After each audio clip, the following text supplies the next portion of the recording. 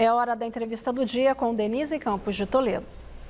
E vamos falar agora sobre a desoneração da folha e perspectivas do emprego. Eu converso com a Viviane Suruagi, que é presidente da FENINFRA, Federação Nacional de Call Center, Instalação e Manutenção de Infraestrutura de Redes, de Telecomunicações e de Informática. Viviane, boa noite.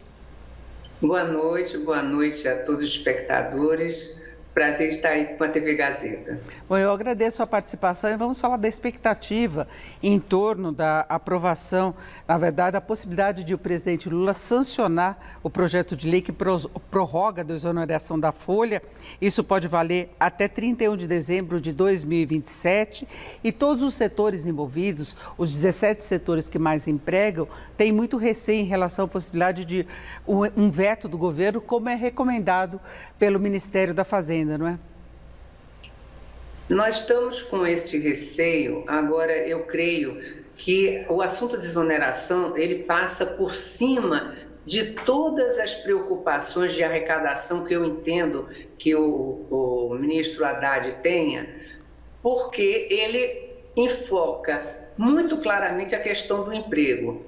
Ou seja, com a desoneração, nós temos um sistema diferenciado de tributação da folha de pagamento.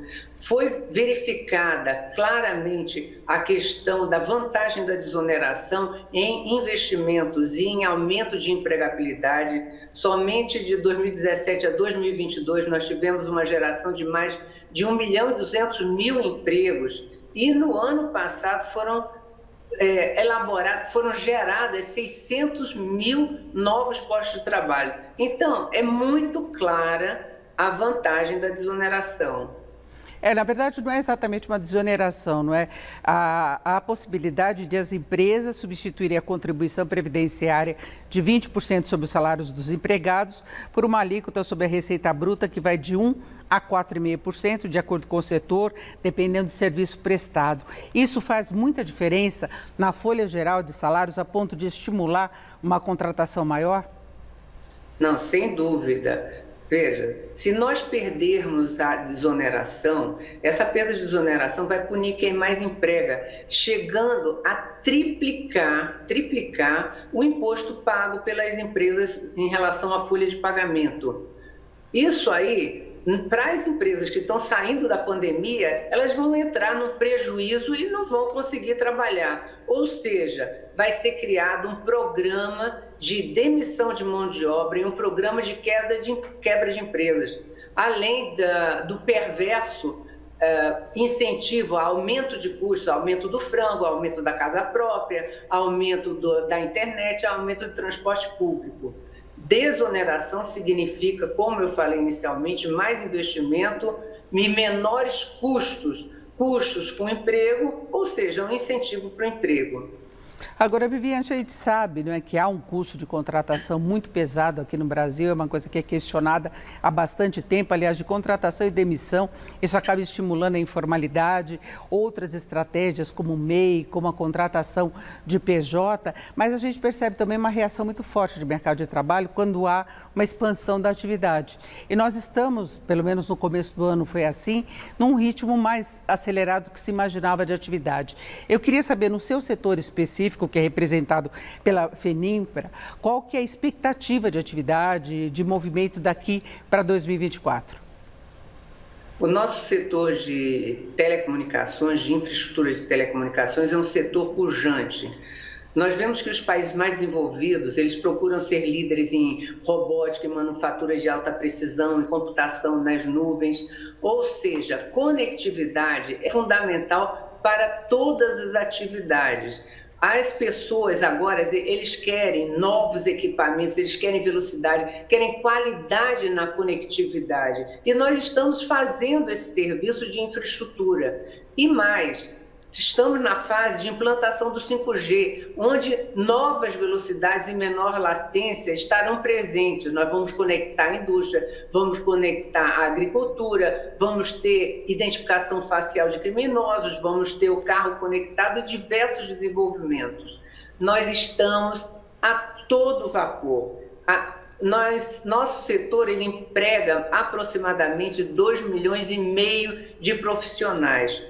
Com a desoneração, nós vamos continuar essa empregabilidade muito forte. Agora, se nós perdermos essa desoneração, a previsão é de uma demissão de aproximadamente 400 mil trabalhadores em 2 anos. E é inadmissível.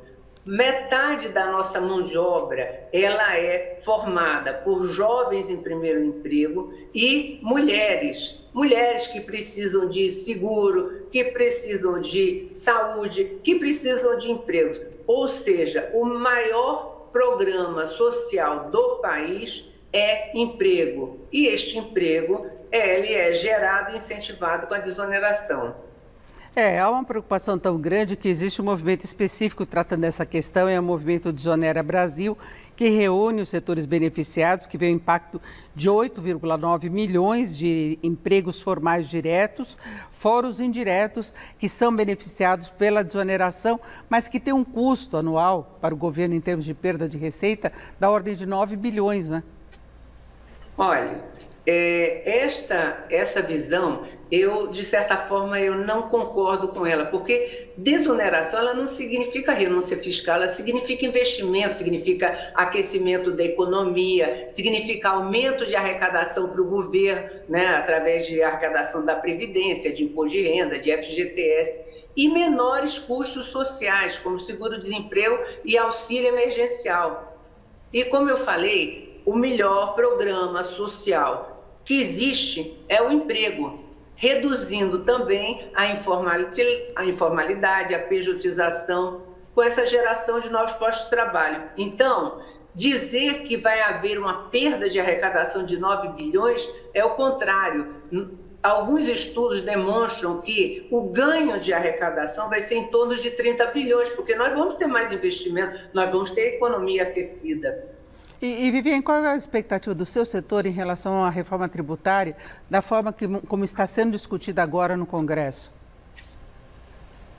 Olha, a reforma tributária ela é muito interessante no seguinte sentido, de unificar, de nós diminuirmos tributos, de ficar mais claro para a população o que vai acontecer, o que ela está pagando, ou seja, vamos saber exatamente qual é o nosso custo. Agora, existem alguns imponderáveis que nós precisamos detalhar mais com o Congresso, como o caso da lei complementar. E telecomunicações tem que ser entendida como um assunto básico para a economia. Para a economia funcionar, se telecomunicações no segundo seguinte para todo o país. Então, nós temos que dar a devida importância a telecomunicações, porque ela se perpetua, ela está dentro de todos os setores. Nós temos uma expectativa positiva, estamos lutando para que definitivamente telecomunicações seja contemplada com medidas que incentivem a conectividade.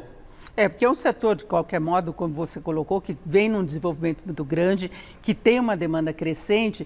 Então, quando se fala dessa possibilidade de desmonte de investimentos, é difícil a gente ver essa perspectiva exatamente pela demanda, pela importância que tem no contexto geral de desenvolvimento do país, não é? Não, sem dúvida. E retornando ao assunto da desoneração, eu acredito que o presidente Lula, que sempre teve uma das bandeiras dele, a empregabilidade, a geração de empregos, a formalidade, a formalização dos empregos, que ele irá sancionar a desoneração. Isso não é uma luta somente das empresas, é uma luta dos trabalhadores. Vocês veem a mobilização das centrais sindicais também neste assunto, ou seja, todos nós estamos unidos. Esse foco sobre a desoneração, ele é debatido há 12 anos e todos os partidos, independentes de serem a favor do governo, contra o governo, este governo ou governos anteriores, eles são favoráveis à desoneração. Ora, então vamos sancionar imediatamente, porque nós precisamos definir nossos investimentos para o próximo ano. Inclusive já ficou definida aquela questão da possível inconstitucionalidade dessa alternativa da desoneração em função da reforma da Previdência, porque ela não altera condições pré-estabelecidas pela reforma, não é? Sem dúvida. Inclusive, em 2021, se não me engano, o ministro Lewandowski afirmou que não está se criando a desoneração, ele definiu, ou não está se criando um novo imposto, porém está apenas se prorrogando um regime vigente, então não pode ser considerado uma nova instituição. E dessa forma ele deliberou para prorrogar a incidência dessa contribuição social. É isso. Que estava antes instituída. É o que eu agradeço muito a participação da Viviane Suragi, que é presidente da FENINFRA. Viviane, mais uma vez, obrigada, uma boa noite. Obrigada, sucesso para vocês, muito obrigada. Vocês.